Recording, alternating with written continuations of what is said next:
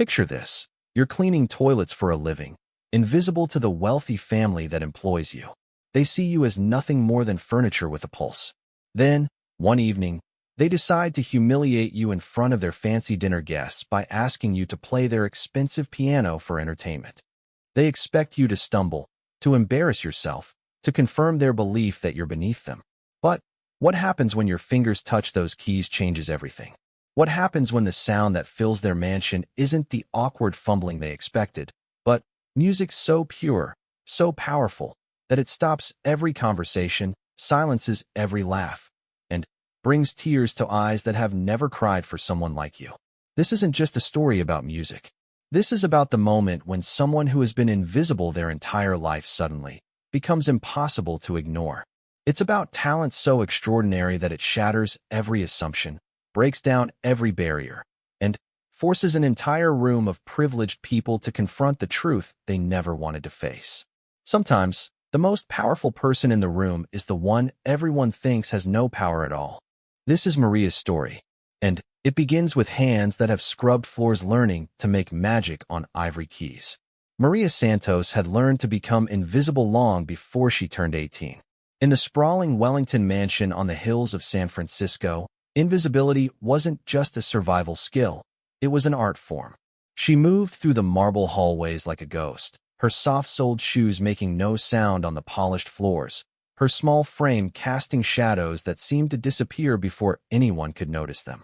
The Wellington family had employed her for 3 years, ever since she aged out of the foster care system with nothing but a worn duffel bag and a burning determination to make something of herself. Mrs. Eleanor Wellington had hired her through an agency, barely glancing up from her morning newspaper as she approved the young woman who would clean her toilets, scrub her floors, and remain perpetually unseen. Every morning at 5:30, Maria would slip through the service entrance while the family still slept in their silk sheets. She would begin her day in the kitchen, preparing coffee that Mr. Charles Wellington would drink without acknowledgement, setting out china that Mrs. Wellington would use without a word of thanks, and arranging fresh flowers that their teenage daughter Sophia would pass without a glance. The mansion itself was a testament to wealth that Maria could barely comprehend. Crystal chandeliers hung from ceilings painted with scenes from European palaces. Persian rugs worth more than Maria would earn in 5 years covered floors made of imported Italian marble. In the living room, a magnificent Steinway grand piano sat like a sleeping giant, its ebony surface reflecting light from windows that overlooked San Francisco Bay. Maria had noticed the piano on her very first day. While dusting the living room, she had run her cloth carefully around its edges, marveling at the perfect curves of its body, the precise alignment of its keys. She had never touched a piano before, had never even been close to one, but something about the instrument called to her in a way she couldn't explain. Growing up in foster care meant growing up without luxuries. There had been no music lessons, no instruments, no encouragement to explore anything beyond the basic necessities of survival. Maria had moved between 7 different homes before aging out of the system, each placement teaching her new lessons about staying quiet, staying grateful, and staying invisible. But music had always found her anyway. In the group home where she spent her final 2 years, there was an old radio in the common room. Late at night, when the younger kids were asleep and the older ones were sneaking out, Maria would tune it to the classical station. She would lie on the worn couch, eyes closed, letting the music wash over her like warm water. Something magical happened when she listened to those symphonies and concertos. The cramped room would disappear. The smell of institutional disinfectant would fade. The constant anxiety about where she would go next, how she would survive, what would become of her, all of it would melt away, replaced by something beautiful and pure and infinite. She began to hear patterns in the music, structures that made sense to her in ways that nothing else did. She could predict where melodies would go, could feel the emotional arc of a symphony before it played out. When Bach played, she could hear the mathematical precision underlying the beauty. When Chopin flowed through the radio, she could feel the yearning and passion that drove every note. The other kids thought she was weird. "Why do you listen to that old music?" they would ask. "It's for dead people and rich people." But Maria knew they were wrong. The music wasn't dead. It was more alive than anything else in her world. And maybe it was for rich people now, but it hadn't started that way. Someone, somewhere, had felt something so powerful that they had to create these sounds, had to share these emotions, had to reach across time and space and touch other hearts. Now, working in the Wellington mansion, Maria found herself surrounded by that world she had only experienced through a crackling radio. The family owned hundreds of classical CDs, though she never saw anyone play them. They had books about famous composers gathering dust on shelves, subscription tickets to the San Francisco Symphony that often went unused, and that magnificent piano that served mainly as an expensive surface for displaying photographs and flower arrangements. The irony wasn't lost on her. She was invisible to people who owned everything she had ever dreamed of, while they remained blind to the very treasures that surrounded them. During her first month of employment, Maria discovered that Mrs. Wellington had once been quite accomplished on the piano. While cleaning the master bedroom, she had found old programs from recitals, photographs of a young Eleanor at various competitions, even a few trophies tucked away in the back of a closet. But when Maria had carefully dusted the piano bench and noticed sheet music still stored inside it, Mrs. Wellington had walked in and snapped, "Don't touch those. And make sure you use the proper polish on that piano. It's worth more than you'll make in a lifetime." The comment had stung, not because of the money.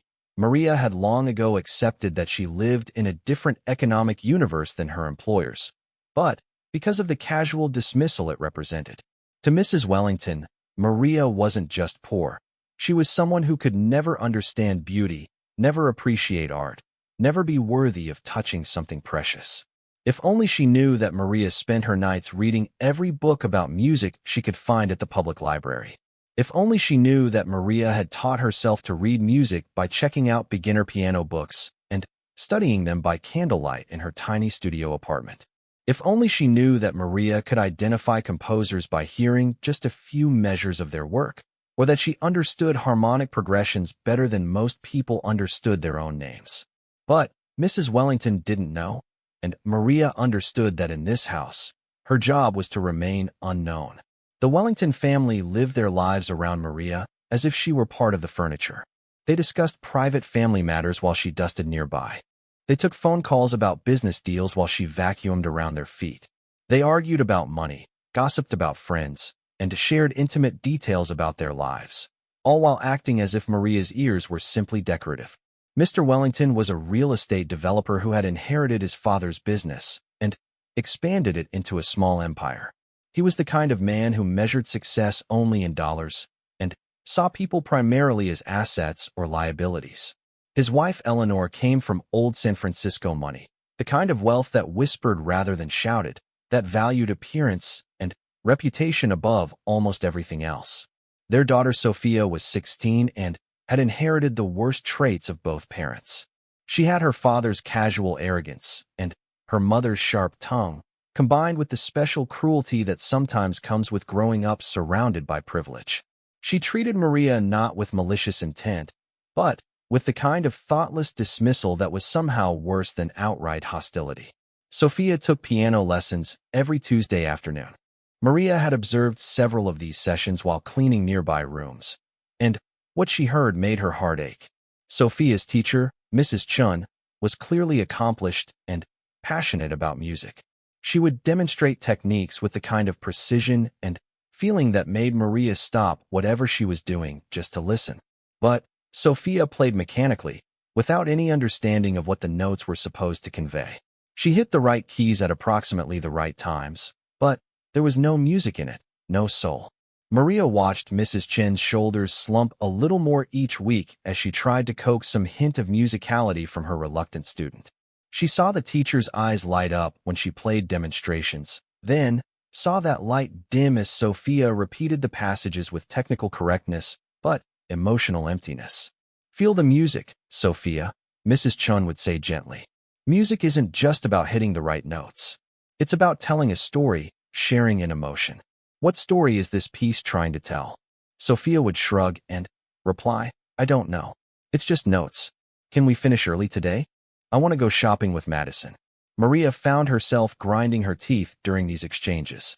Here was someone who had access to everything Maria had ever wanted: professional instruction, unlimited practice time, a magnificent instrument, endless encouragement. And she treated it all like a chore to be endured rather than a gift to be treasured. But Maria also understood that forcing someone to love music was like forcing them to love anything else. Either it spoke to your soul, or it didn't.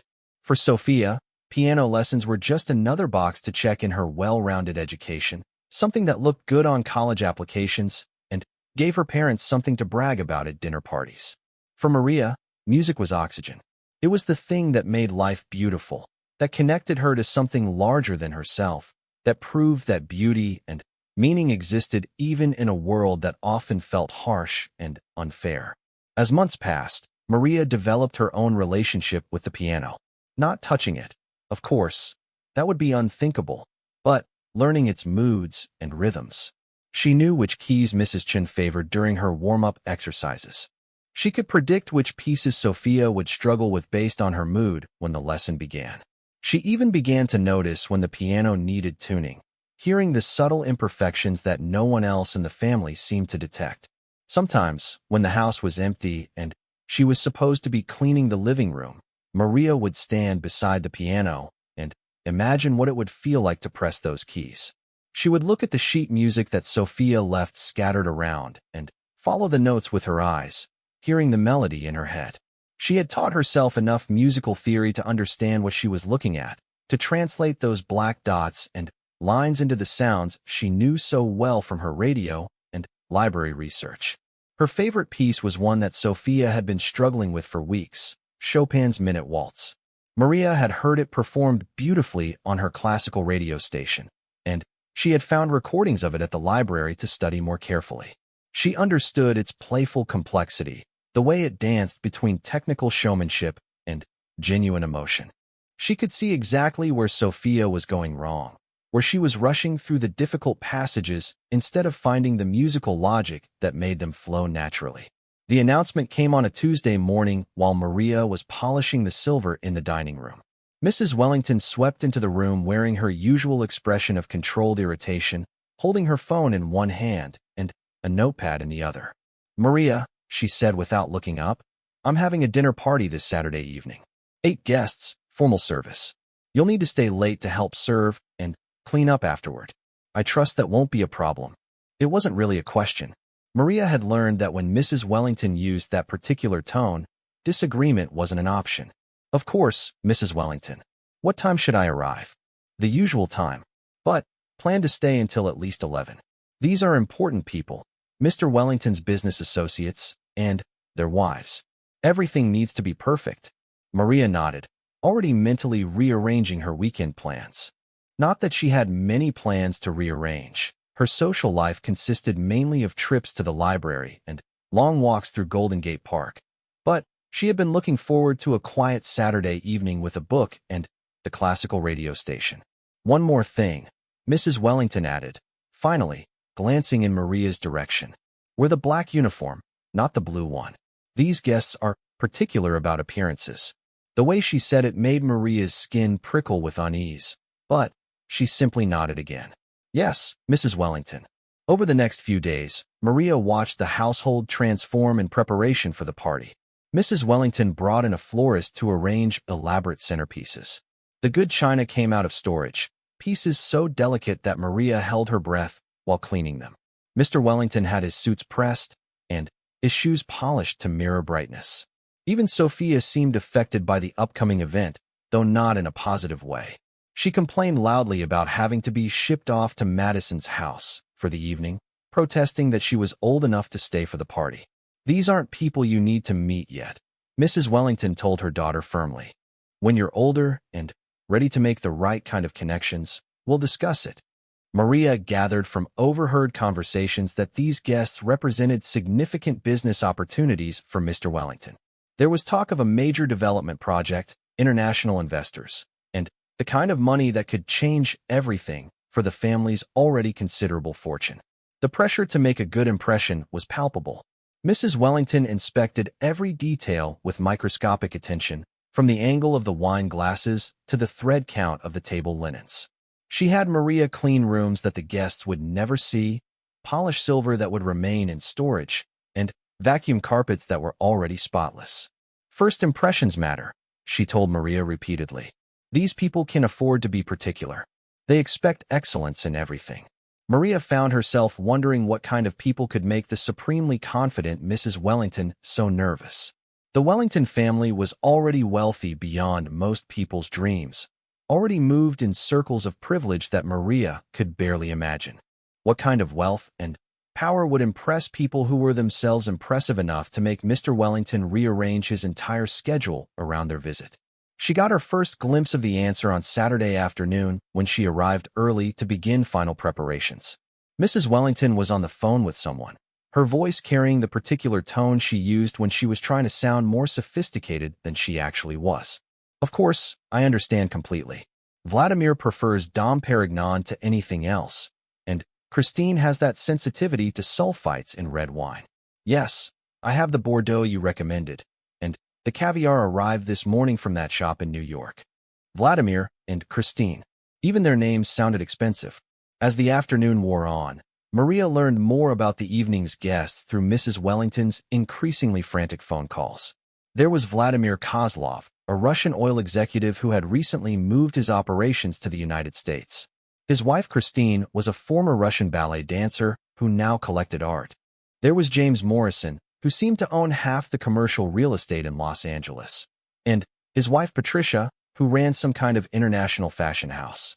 The other couples were equally impressive and intimidating, a technology mogul and his philanthropist wife, a banking heir, and his artist spouse. These were people who owned private jets and vacation homes on 3 continents, who thought nothing of spending more on a single dinner than Maria made in a month.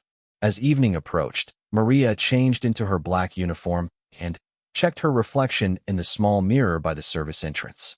The uniform was simple and well-fitted, designed to make her look professional while ensuring she remained properly invisible.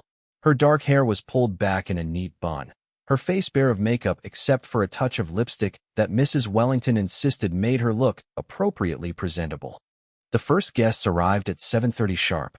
Maria watched from the kitchen as they swept into the living room, their designer clothes and confident laughter filling the space with an energy that felt both exciting and dangerous.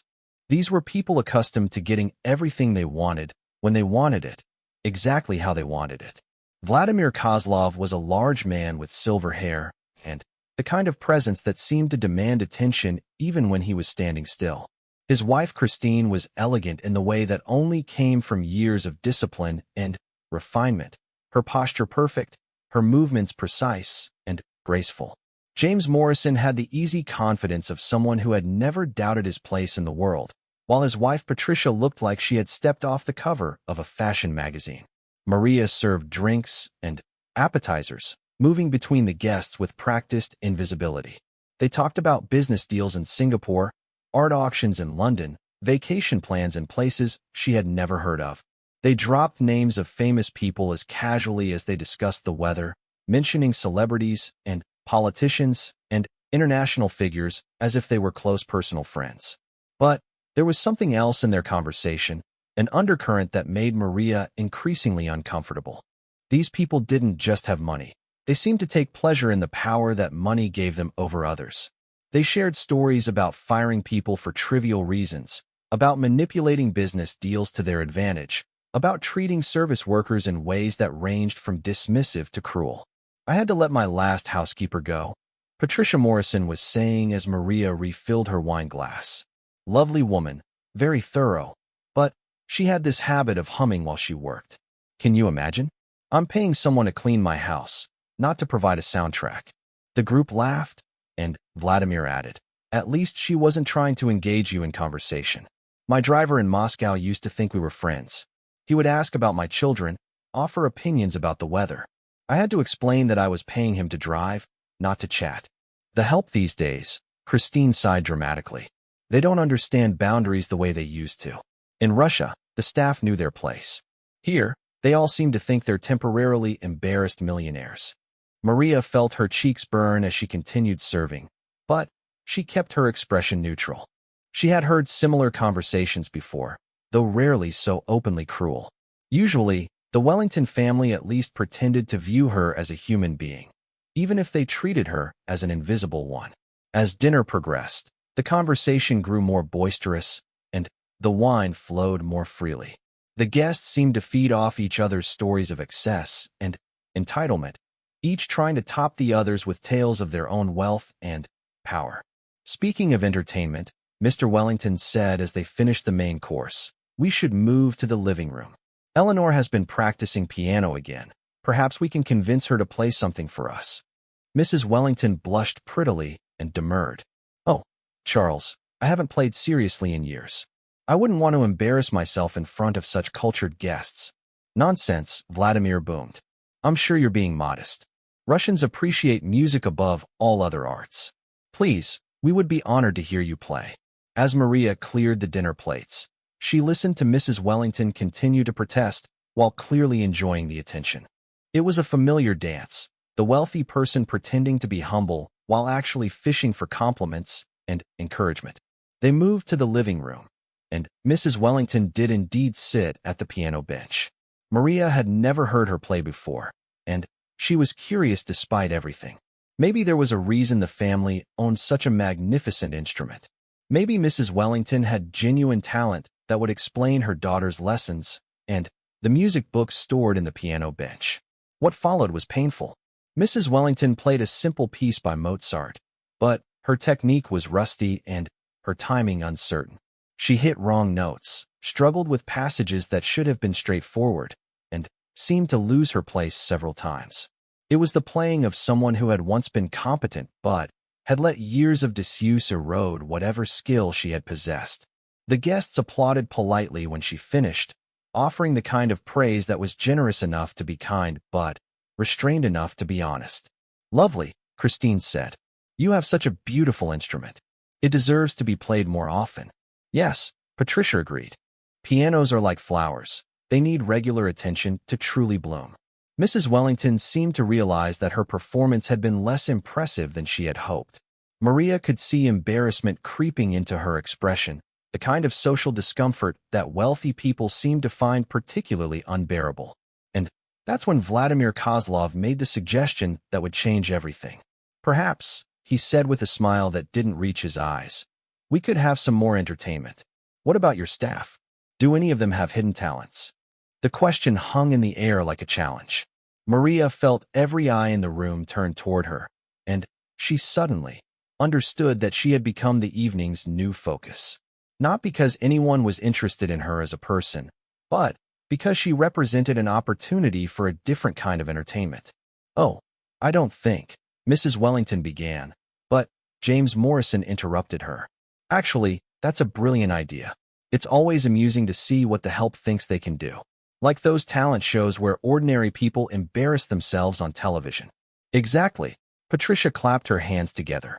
"It would be so refreshing to see someone actually try their best, even if they're not, trained properly." Maria felt her stomach drop as she realized what was happening.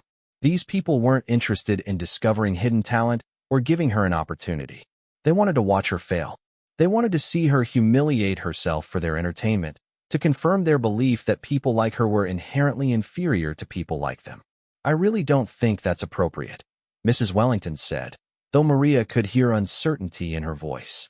She was caught between protecting her employee and accommodating her important guests. "Oh, come now, Eleanor," Vladimir said. "We're all friends here. I'm sure your girl would love the chance to show us what she can do. What's your name, dear?" He was looking directly at Maria now, and she had no choice but to respond. "Maria, sir." "Maria? A lovely name. Tell me, Maria, do you play piano?" The question was a trap, and Maria knew it. If she said no, they would find something else for her to attempt and fail at. If she said yes, they would insist she play, expecting her to humiliate herself on the magnificent instrument she had only ever dreamed of touching. "A little," she heard herself say, and immediately regretted it. The guests exchanged glances that were equal parts excitement and malicious anticipation. Here was their entertainment for the evening, watching a maid make a fool of herself on an instrument worth more than her annual salary. "Wonderful," Christine exclaimed. "You simply must play something for us." We would be so delighted to hear what you've learned." Mrs. Wellington looked deeply uncomfortable, but she was outnumbered and outmaneuvered. "Maria," she said reluctantly, "if you're comfortable with it, I suppose, but really, just something simple. Don't feel pressured to—" "Nonsense," Vladimir interrupted. "Let the girl choose whatever she likes. This is her moment to shine." The cruel irony of his words wasn't lost on Maria. This wasn't her moment to shine. It was her moment to be used as entertainment by people who saw her as less than human. They wanted to watch her struggle, to laugh at her mistakes, to confirm their superiority by witnessing her failure. But as Maria looked at the piano, something strange happened. The fear and humiliation she had been feeling began to transform into something else entirely. She thought about all the hours she had spent listening to music, all the nights she had practiced fingering exercises in her empty apartment, all the dreams she had cherished and protected in the secret spaces of her heart. These people expected her to fail because they couldn't imagine that someone like her could succeed. They had never considered that their invisible maid might possess the very thing they valued most in themselves: talent, refinement, the ability to create beauty. The first note that came from beneath Maria's fingers was perfect. Not just correct, perfect. It hung in the air of the Wellington living room like a crystal bell, pure and clear and impossible to ignore. The note had weight and presence, carrying an authority that silenced every conversation, stopped every glass halfway to every lip, froze every smirk on every face. Maria had chosen Chopin's Minute Waltz, the piece she had watched Sophia struggle with for weeks, the piece she knew by heart from countless hours of study and secret practice. But what emerged from the piano wasn't the mechanical repetition that Sophia produced, or even the competent but uninspired performance that Mrs. Wellington had offered earlier. This was music in its purest form. Technical mastery serving emotional truth, every note placed with surgical precision, but flowing with natural grace. Maria's fingers moved across the keys as if they had been born to this instrument, finding the perfect balance between speed and control, power and delicacy. The Minute Waltz was a piece designed to showcase technical brilliance, but Maria understood something that many accomplished pianists missed. Beneath the flashy runs and intricate passages lay a deeper musical conversation, a playful dialogue between melody and rhythm that told a story of joy and movement and life itself. She played the opening phrase with a lightness that made it seem to dance off the keys, each note connected to the next in an unbroken chain of musical logic. When she reached the first challenging passage, the rapid scales that had given Sophia such trouble, her fingers flew across the keys with such natural ease that it seemed effortless, though every person watching could see the incredible skill required to make something so difficult look so simple. But it wasn't just the technical perfection that stunned the room into silence. It was the music itself, the way Maria brought the piece to life with an understanding that went far beyond mere note reading. She shaped each phrase with the sensitivity of someone who truly heard the music, not just the individual sounds. She built tension and released it, created moments of pause that made the next entrance more dramatic, played with the rhythm in subtle ways that enhanced rather than disrupted the piece's natural flow. Vladimir Kozlov, who had been expecting to laugh at a maid's clumsy attempts at sophistication, found himself leaning forward in his chair, his wine glass forgotten in his hand. Christine, who had spent years in the rarefied world of Russian ballet where artistic excellence was everything, felt her breath catch in her throat as she recognized something truly special unfolding before her. James Morrison, who measured everything in terms of profit and loss, found himself calculating the monetary value of what he was hearing and realizing that true talent couldn't be bought at any price. His wife Patricia, who surrounded herself with beautiful objects as a way of confirming her own taste and status, understood that she was witnessing something more beautiful than anything in her extensive collection. Mrs. Wellington sat frozen in her chair, her mind struggling to reconcile what she was seeing with everything she thought she knew about the young woman she employed. This was her maid, the invisible girl who cleaned her toilets and polished her silver, producing music that was more sophisticated and emotionally compelling than anything Eleanor had ever achieved despite years of expensive lessons. Mr. Wellington found himself thinking about all the conversations he had conducted in Maria's presence, all the private family matters he had discussed as if she weren't there, all the assumptions he had made about her intelligence and capabilities based solely on her job title and economic status. As Maria moved into the middle section of the waltz, her interpretation became even more remarkable.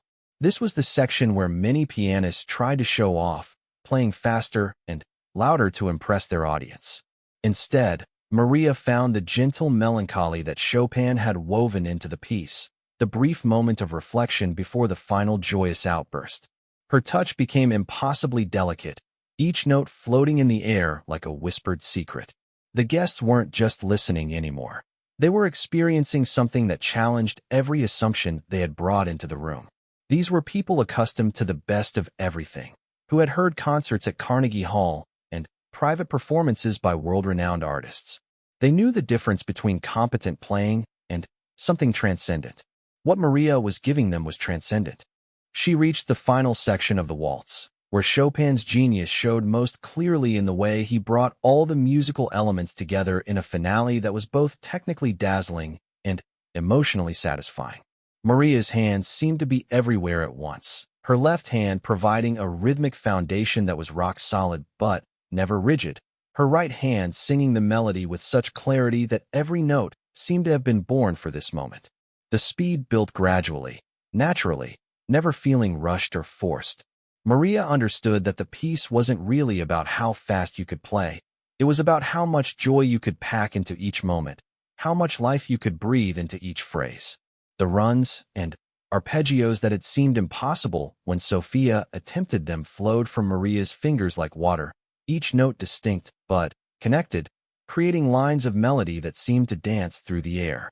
As she approached the final measures, Maria allowed herself one small interpretive liberty that revealed the depth of her musical understanding. Instead of rushing toward the ending as most pianists did, she created a tiny retardando, a slight slowing, that made the final flourish feel inevitable rather than abrupt. It was the kind of subtle musical decision that separated good pianists from great ones, the mark of someone who understood that technique was only meaningful when it served the music's deeper purpose. The last note rang out in the perfect acoustics of the Wellington living room, sustained by the piano's magnificent tone and by the complete silence of 8 people who had forgotten how to breathe. The sound gradually faded, leaving behind a silence that was somehow louder than applause. Maria lifted her hands from the keys and placed them carefully in her lap, looking down at the piano bench rather than at the faces around her. She had done something irreversible. She had stepped out of invisibility and into a spotlight she wasn't sure she wanted, had revealed a part of herself that she had kept hidden for protection. The silence stretched on for what felt like hours, but was probably only seconds. Then, Vladimir Kozlov began to clap, slowly at first, then, with increasing enthusiasm. The others joined him, but their applause was different from the polite appreciation they had given Mrs. Wellington. This was the kind of applause reserved for something extraordinary, something that demanded acknowledgement even from people who had every reason to resist giving it. "My God," Christine whispered, her Russian accent becoming more pronounced in her emotion. "My dear child, where did you learn to play like that?" Maria looked up for the first time since she had begun playing, meeting Christine's eyes with something that was part defiance and part vulnerability. "I taught myself," she said simply. The words hit the room like a physical blow. Self-taught.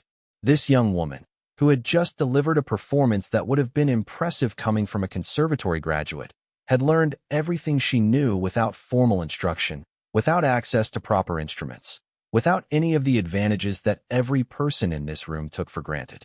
"That's impossible," James Morrison said. But there was no challenge in his voice, only wonder. "I've been listening to music my whole life," Maria explained, her voice steady despite the magnitude of what Maria walked slowly toward the piano, her heart pounding so hard she was sure everyone could hear it. She sat on the bench that she had cleaned hundreds of times but never occupied, looked down at the keys that she had dusted but never pressed, and felt the weight of 8 pairs of eyes watching her with amused anticipation. They were waiting for her to embarrass herself. They were expecting her to prove that she belonged exactly where they had placed her, beneath them, invisible, insignificant. They had no idea that they were about to witness something extraordinary. Maria placed her hands on the keys and took a deep breath. In a few seconds, she would either fulfill their expectations or shatter them completely. She would either remain invisible or become impossible to ignore. She thought about every piece of music that had ever moved her, every melody that had carried her through dark nights and difficult days, every harmony that had reminded her that beauty existed in the world even when everything else felt ugly and unfair. And then she began to play. But understanding and playing were two different things. Maria might know music theory, might be able to read the notes and hear the harmonies in her head, but she had never actually touched a piano key. She didn't know how much pressure to apply, how to coordinate her hands, how to translate the music in her mind into movement in her fingers. Still, she dreamed about it.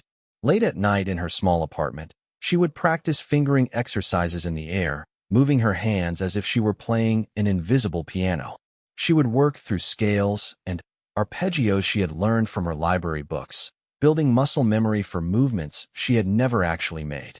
It was a strange kind of torture, being so close to something she wanted so desperately, while knowing it was completely beyond her reach. But it was also a strange kind of hope.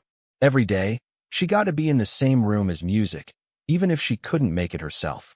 Every week, she got to hear Mrs. Chun demonstrate proper technique, even if the lessons weren't meant for her. Every moment she spent in that living room brought her closer to the world she longed to enter, even if she could only observe it from the outside.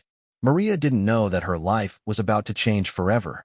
She didn't know that Mrs. Wellington was planning a dinner party that would require her to work late. She didn't know that this party would include guests who believed that humiliating the help was an entertaining way to spend an evening. She certainly didn't know that their cruel joke would become the moment when her invisible life suddenly, irrevocably, became impossible to ignore. All she knew was that she had work to do, floors to clean, and a piano to dust carefully around. Tomorrow would bring more of the same, and she would continue to find joy in the small moments when music filled the air around her, even if she couldn't create it herself. But tomorrow was going to be very different than she imagined.